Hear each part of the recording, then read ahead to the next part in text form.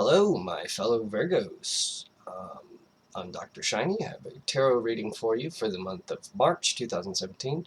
And if you haven't already done so, please check out my introductory videos, and they will help you understand what my approach to tarot reading and what you can hope to get out of it, that kind of thing. I'm going to get right into it today. So for your current situation, I have the Two of Cups. And the Two of Cups is a sort of idyllic relationship. This is a very equitable relationship that is not only built on feelings of affection or sort of being in love, but it's almost crossed over a threshold where that sort of childlike in love thing seems a little immature to you. You're understanding now that that's really more of like an infatuation, or what you thought of as in love is really more of an infatuation. And now you're in a situation where you're understanding sort of mutual responsibility and trust as what's necessary to build something beyond just your average, ordinary two people being together. The chemical spark connection comes from building something, not just always being there instantly.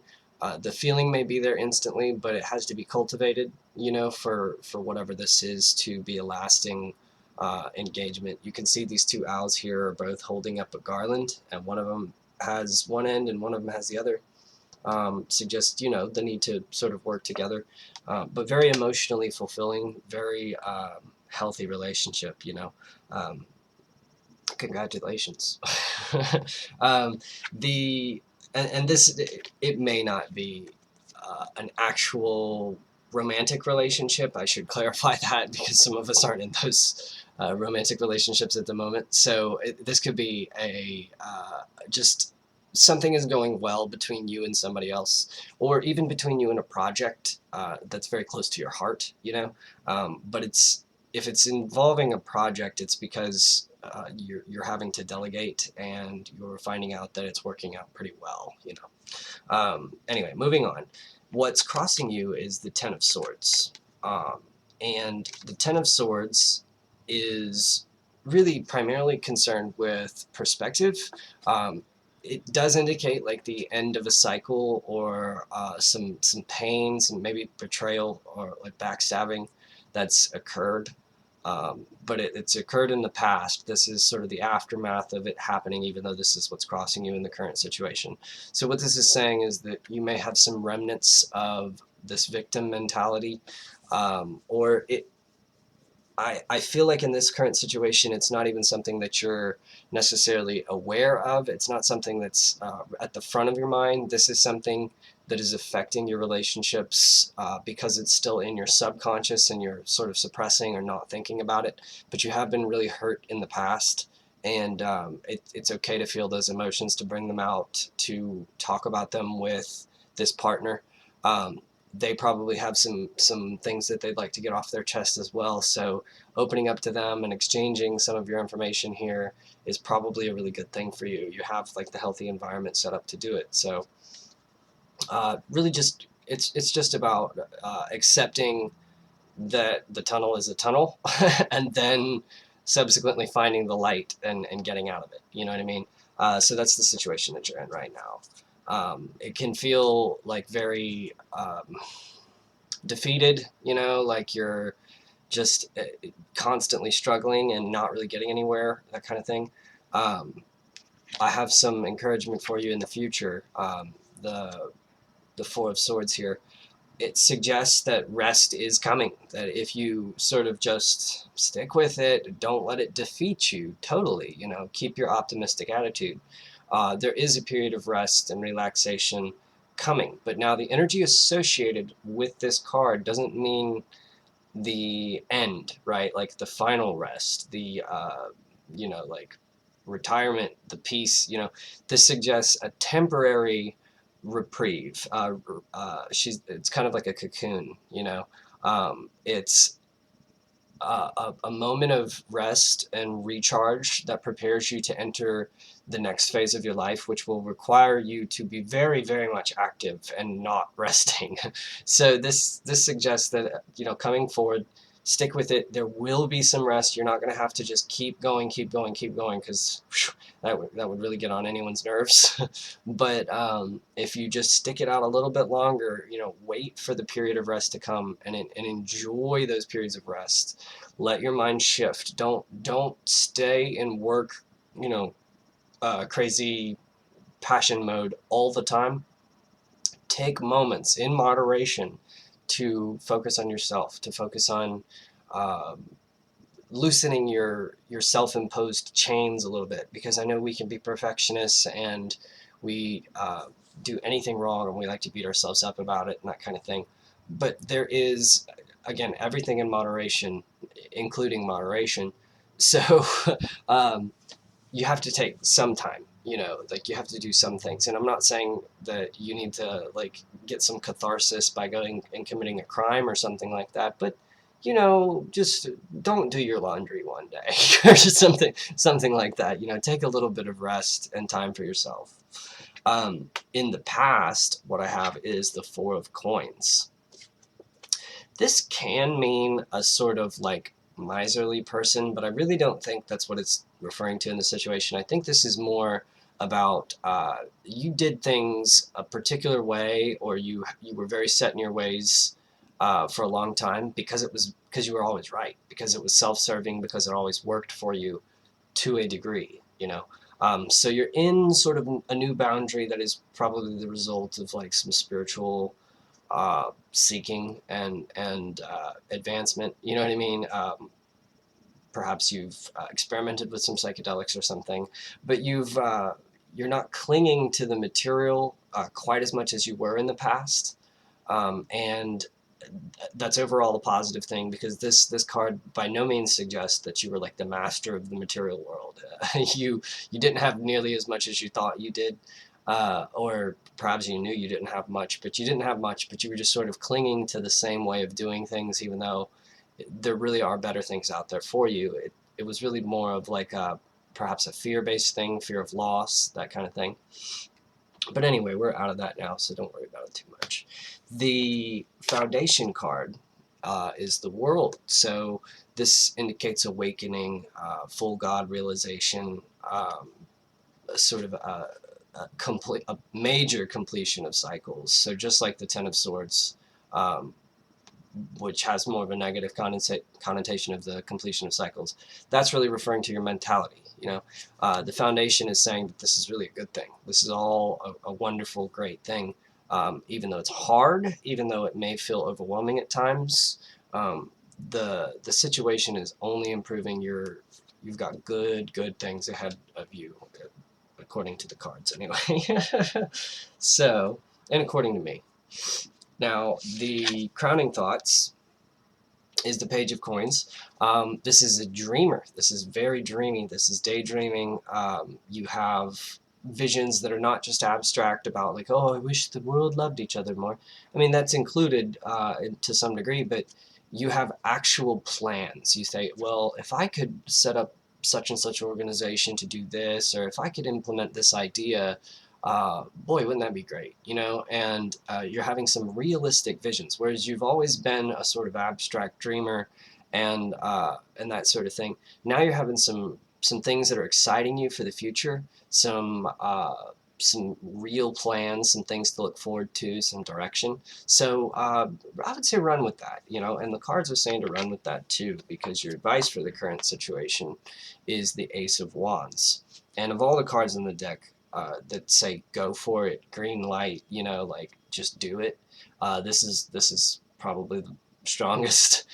This is You have a tremendous opportunity. You're now channeling your will in a way that you really just hadn't before, and this comes as a result of the spiritual enlightenment. And when I say spiritual enlightenment, it's not like you've been spending all this time necessarily chanting in some monastery or something like that, but you've worked out some things mentally. You have a more clear understanding of how the world actually works, the subjective nature of things and perspective and all that sort of thing. So you have this new awareness about how things work, which is giving you some mobility and also giving you some direction, because before you're aware of this, when you view yourself as sort of this lonely, isolated individual, things like art almost don't even make sense to you other than just something to do, and it comes out like a child finger painting. You know what I mean? Like, well, sure, maybe there's something in there, but until you start incorporating will and dreams and ideas, deep ideas, you're gonna always feel thwarted and frustrated. Well, now that you have this realization, now that you have this new knowledge, you have a tremendous amount of ability and talent that you're going to find that you didn't realize you had. So, all these things that you've wanted to do in the past, like maybe making music or um, painting, art, things like that, pick them up and give them another shot, and approach them with the knowledge. Try to apply the things that you've learned, especially recently, to this new or old craft that you felt frustrated with before. There's a reason that you felt frustrated with it, and it's not always because you're bad at it. It's because there's something blocking you from doing something that you should be able to do. So go for it. Like, totally, this requires a lot of energy. This requires a lot of action. Okay. In your current environment, I see the Nine of Cups. And again, this says that you're a dreamer. You have a tendency to put more energy into dreaming, into thinking about the things that you would like done, than to actually putting physical work into it, like manifesting it into reality. So it's time for a shift, and it's time for you to actually start working on putting some of these dreams into reality. At first, it becomes hard to know what direction you should take.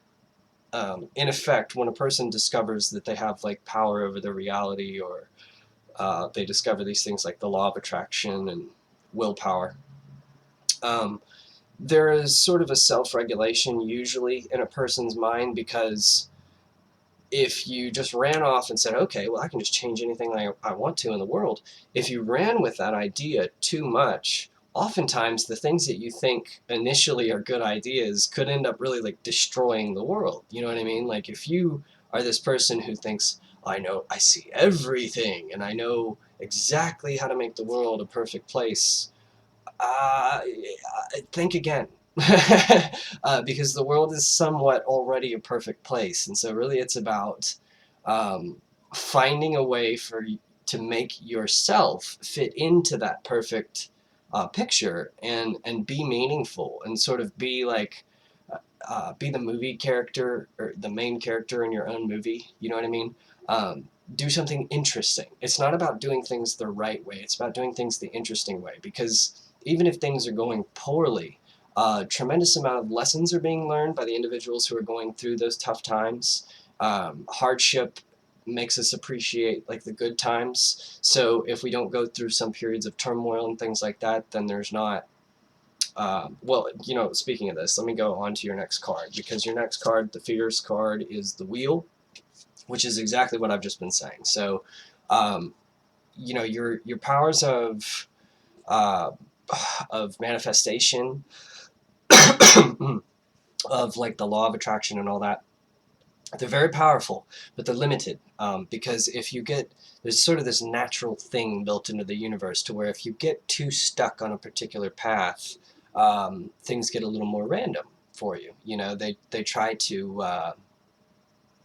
try to shake things up for you, so you never get too full of yourself, because getting too full of yourself is what got somebody we know of in big trouble. So you don't want to get too full of yourself.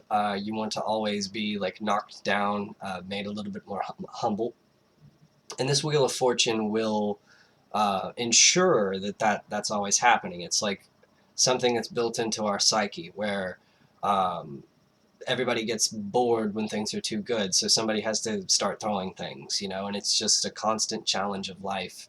And if you focus on the negative parts of the wheel too much, it's going to look like it's always bad. And I mean, I imagine if you were sort of an immortal, a vampire or something, and you'd lived all these years, you'd think people these days are pretty ridiculous because everybody's screaming the sky is falling. But, you know, we've had worse problems than this in the past, and people handled it with a lot more tact. It's just people choosing to focus on what they want to focus on. If you want to see the world as hell, it'll be hell. If you want to see it as heaven, it'll be heaven. You know, it's really up to you. And the way that your perspective sees things will also filter out into how you affect the environment around you, how you affect the moods of other people, whether they are inflamed and enraged by you, or whether they are whether they achieve a sense of harmony or peace or something like that with you, that kind of thing. So you're this in your fears card suggests that you're sort of afraid of that you're treading very carefully because you've started to recognize that like your efforts don't always pan out the way that you intend them to. So you put in a little bit of energy one way, or uh, well, for example, that the Nine of Cups is also occasionally called the Wish card.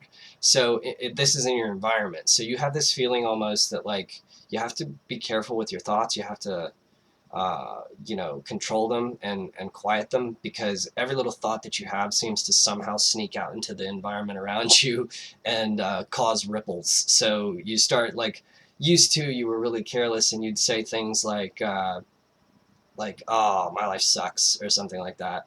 And nowadays you are a little bit more careful about saying things like that because you've seen how your words, when you put them out there into the world, or your attitude, it will sort of attract like things to you, you know. Um, so don't be so afraid of this. This is really a protection mechanism that is made for you, that God or whatever higher power exists put there as sort of a protection from getting too arrogant, too full of yourself, and following in the bad guy's footsteps. um, Now, your overall message is the Ace of Coins, which continues on this theme of the Ace of Coins is like pretty close as it gets in the tarot cards to like the law of attraction, which is saying that things are now working for you in a different way than they did before. So don't get discouraged, because discouragement is what's going to keep you sort of down and out. You have to sort of match your mentality, your vibrational frequency with the vision of yourself that you want to achieve. You see what I'm saying? And an additional challenge is you're not always going to get that exact vision that you have in your mind, because your mind's very imperfect, and really your attention only takes in like a very, very like 2% of the reality that exists around you, and it fills in the gaps and makes it feel complete, but it's really not complete. So any vision that you have is even more limited than that. And so the vision itself is probably not going to take into account all of the things it's like if you wish for something, you're not really thinking about all the things that come along with getting that wish. You know what I mean? It's not like you can say, well, I wish for $1,000,000, and then poof, the $1,000,000 appears right here. That violates some of the laws of the universe. So where does that $1,000,000 come from? Are you taking that $1,000,000 from some starving kids in Africa? You know what I mean? Like that kind of thing. So you are in a cautious place because you are very aware, but just keep in mind that this is how your life operates now. And so you're going to have to learn to navigate and explore using this, and not just being afraid of it and sitting on your hands, because you have a tremendous amount of power and you're supposed to use it. Um, History looks very fondly on people who do this. All right, so think of it this way. Albert Einstein is essentially the person who enabled humanity to destroy the earth with the atom bomb, you know. Now if he hadn't done it, maybe somebody else would have, and maybe they would have come to the discovery in a far more nefarious way. So he's also given us the ability to generate nuclear power. And I mean, there are environmental concerns with nuclear power plants, but nuclear power has a tremendous amount of potential if it can be improved and innovated. You know, a lot of the reason why nuclear power is so dirty is because of money, because it's cheaper to build ineffective power plants and that sort of thing. But there are designs for power plants that have virtually no risk associated with them at all, but they're extremely, extremely expensive. And so really it's the money that's the root of the evil here. It's not the thing that was invented itself. You see what I'm saying? So don't be afraid to use your will to bring something in. And I feel as though your intentions will dictate to the greatest degree uh, to what extent these things are used for good or evil. You know what I mean? So, very, very exciting reading for you and me. I promise I'm not picking these cards out specifically so that I can have a better reading for myself.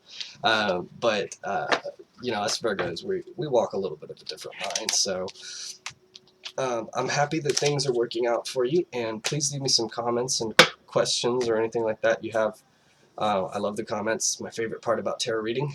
So I will see you guys next month, and I hope you're all doing well.